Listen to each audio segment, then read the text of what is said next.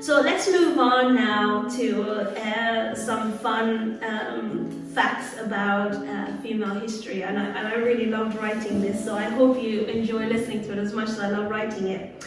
So in ancient times, before science, women were worshipped like gods because they could miraculously grow life in their stomachs and bleed once a month without dying.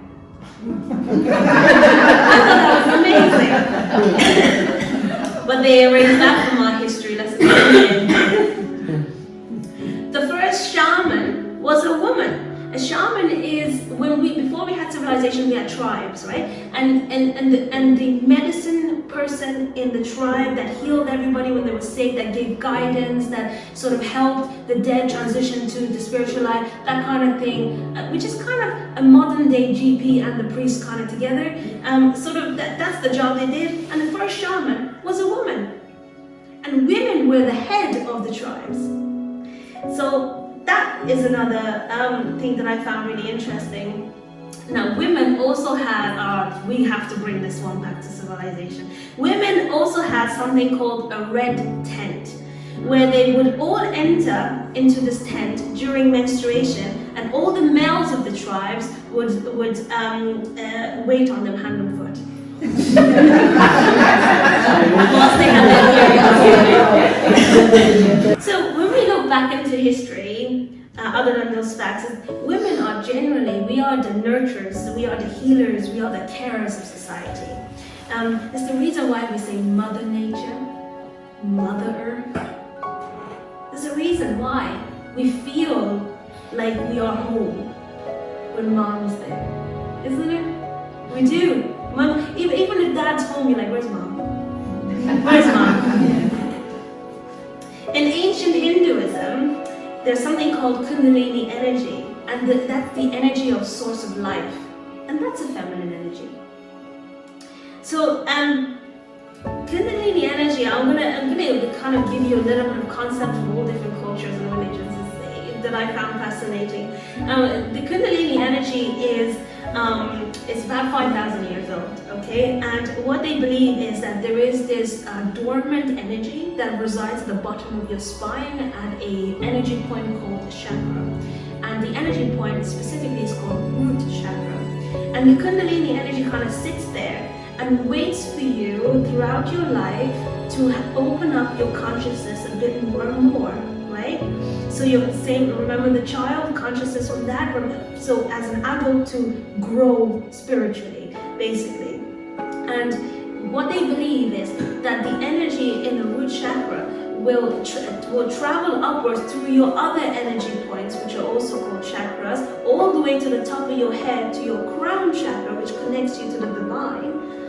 And once it gets to here, you have what is called a spiritual awakening. You have enlightenment, like Buddha did. And they believe that fundamentally this Kundalini energy is feminine. Now, if you're interested, a few ways of sort of awakening this energy and going into higher consciousness would be things like meditation, yoga, breathwork, mantra, chanting, singing, that kind of thing. In Christianity and Catholicism, it was a woman who gave birth to the Son of God. It was a woman who dressed him, who nurtured him, taught him how to talk, how to walk, nurtured him when he was sick, fed him. It was a woman who made it all possible to have a relationship with God. In some cultures, the menstruating blood of women were collected to grow the crops because the blood held three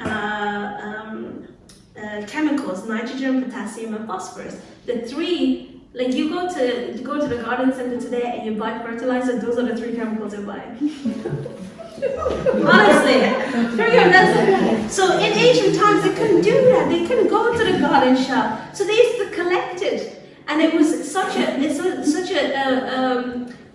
look. Don't be looking at me now, think you do this. I don't. I'm just giving you some history.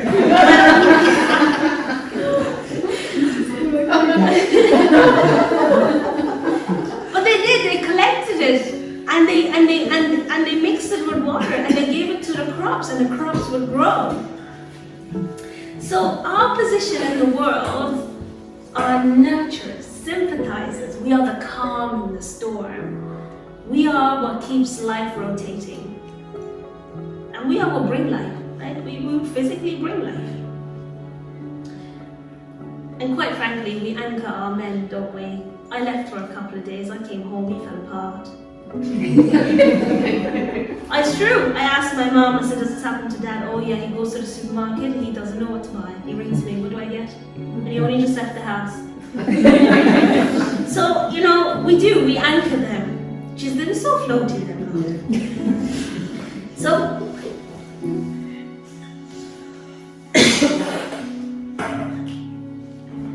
we are very different. The reason why I'm saying this is because we forget, right? I'm not here bashing men, I'm not. They're great, we need them. They build those houses, they build these beautiful tall buildings, and they do really fantastic work. But what we contribute to society is equally as good. And I think it's kind of been forgotten. It's not that long ago that women weren't allowed to have bank accounts in Ireland.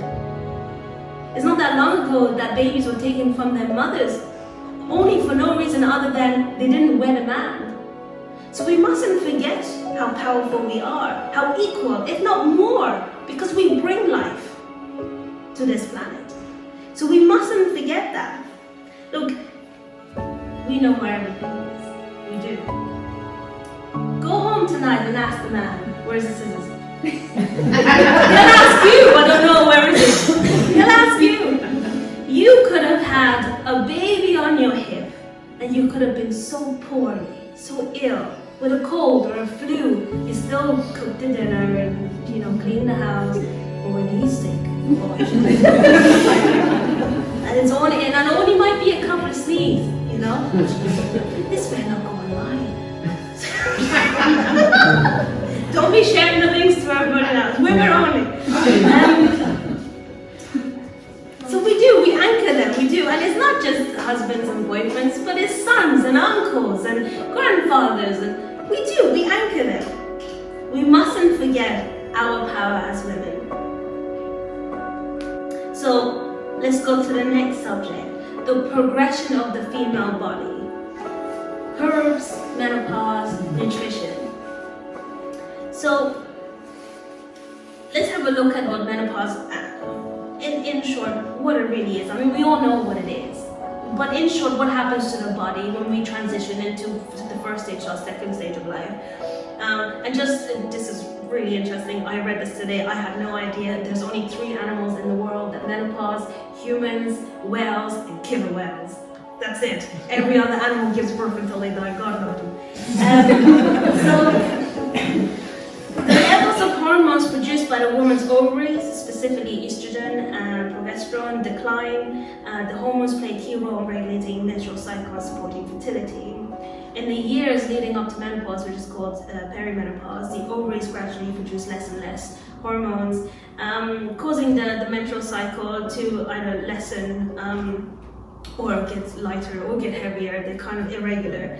And as menopause approaches, the ovaries start producing eggs, and so estrogen levels drop significantly, which causes things like mood swings, sleep disturbance, vaginal dryness, night sweats, hot flashes. The decline in estrogen levels sometimes also cause bone density issues, so women might be higher risk of osteoporosis. So everything I just said there, it's all biological, isn't it? So don't you hate it when you go to the doctor and they say, what's your menopause symptoms? I don't want to have a disease. What do you mean symptoms? You mean condition. Because it's so natural. And when you go to the doctor, what do they tell you? Have you tried HRT, hormone replacement therapy? I get this a lot in my clinic, and I mean a lot. A lot of women coming in with HRT that regret it. So you go on to HRT, and then you have mood swings, just like before, but now they're just a little bit more worse. And so you go back and you're like, look, I'm not great in my mood, what can I take? So they give you antidepressants. So you take the antidepressants, and you're like, I can't sleep now. One of the side effects is insomnia. I can't sleep. So you go back, I can't sleep. They'll give you sleeping tablets. For everything, they have a treatment, don't they? Everything. But they don't actually tell you, what do you need? What do you need? They tell you what they need. And I cannot stress this enough. Hormone replacement therapy doesn't come without risks. The risks are much, much, much higher than a little bit of a mood swing and hot flashes, trust me. So, what are the risks? I'm only going to give you 15, but there is more. Breast tenderness or swelling, spotting or regular bleeding, nausea, vomiting, bloating, fluid retention, headaches, mood changes or depression, increased risk of blood clots or strokes, breast cancer, increased risk of ovarian cancer, increased risk of heart disease, dementia, hair loss or hair thinning, acne or skin irritation, changes in libido or sexual function, weight gain or difficulty losing weight. That's just 15 side effects. Now, I don't know, but I'd rather have the hot flashes.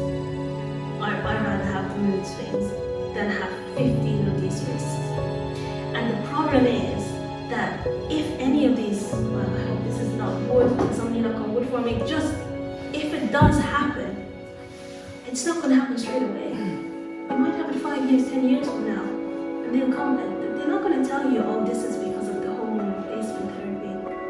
And you're not going to know. And you're just going to be there going, oh, well, I did everything right, I don't know why this happened to me. These side effects don't happen straight away. They mightn't happen at all, but they increase the risk of it happening. So all you need now is something else that increases your risk. And now you double your chances of risking, right? All you need now is one more medication, one type of food that doesn't agree with you, to increase that risk. So, I had a woman who was menopaused. She had no more bleeding, and she said to me, I'm on HRT, and I felt like I couldn't sleep. I felt really nauseous all the time, and I felt really low in my mood. And so the doctor gave me sort of anti-nausea medication that she was on for acute, just a very short time. But then after that, her period started. She was menopaused. So she went back to the doctor, and the doctor said, well, fit a coil, a Mirena coil. And I was like, oh God. So now let me give you the side effects of a Mirena coil.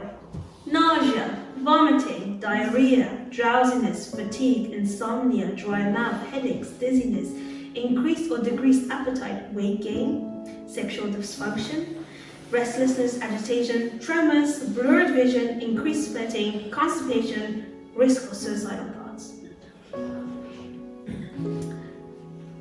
So after all this, they're going back and forth to the doctor. What do I do now? What do I do now? I have these symptoms, I have these symptoms. They never get to the end of it, and then they end up researching alternative medicine, and they end up to my clinic, and by this time I'm like, we have to do so much work to go back to being healthy. Because if you were just at the very start and you didn't try the HRT, by now, all those symptoms of menopause are gone. But they've just extended. So what do we do on this natural process? We rely on Mother Nature. She's got you. It's a natural process.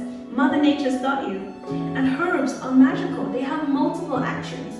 If I give you a headache tablet, it will only sort out your headache. But if I give you a herb that does headaches, it will also look after your heart. It will look after your blood. It will clean the blood. It will circulate it easier. It will make sure that the brain is functioning properly. Herbs are so intelligent. They're smarter than drugs. And the reason why herbs are not so well advertised or treated is because there's political. If you grow it in your garden, we're not going to make any money. And that's what it is. You can grow it in your garden. And I say this to people when they come see me. I'm like, look, I'm going to give you the list If they want a long-term treatment, there's no need for you to pay. Go home, plant your seeds, plant it in your garden, cut it, put it into a bit of alcohol, and good your medicine. So here are some herbs for menopause, and which I have had success with. Okay, black cohosh. This herb is commonly used for hot flushes, vaginal dryness, and other menopausal symptoms. It regulates the hormone levels very naturally. A Chinese herb called danqi, which is a female sort of ginseng, it's a female tonic. It's like an NCT for the body. It's great, and it's been used for centuries in Chinese medicine for menopause. Red clover, which is also anti-cancerous. Red clover is a brilliant herb. Contains phytoestrogen, which are plant compounds that mimic, the effects of estrogen in the body. Ginseng is a herb that regulates hormone levels and reduces stress. It regulates the cortisol hormone levels and reduces stress. The cortisol hormone is your fight or flight response hormone. Is when you are under stress, whether physical or emotional, your body releases the cortisol hormone to prepare you to either fight or run, because your body does not know the difference between emotional and physical distress, so it acts like you are standing in front of a lion. That's why when we have patients with PTSD, they kind of, even though it's an emotional sort of thing that they're going through, the body still acts as if it's happening. And if they hear loud soldiers coming back from war, if they hear a loud noise, they duck, because the body doesn't know that that's an emotional illness, and it acts as if it's happening.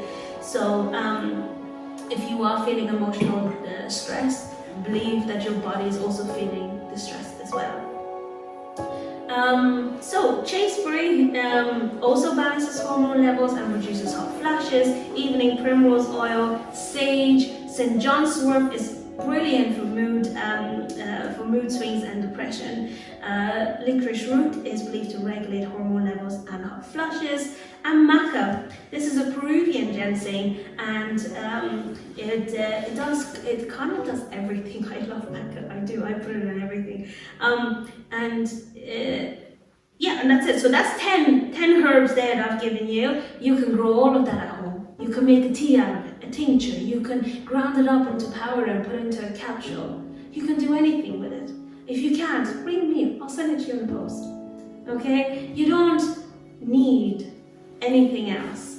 I promise you that is the most natural thing that you're going through, if you're going through it. It is the most natural thing. And I think what is really important is to embrace the transformation rather than fight it.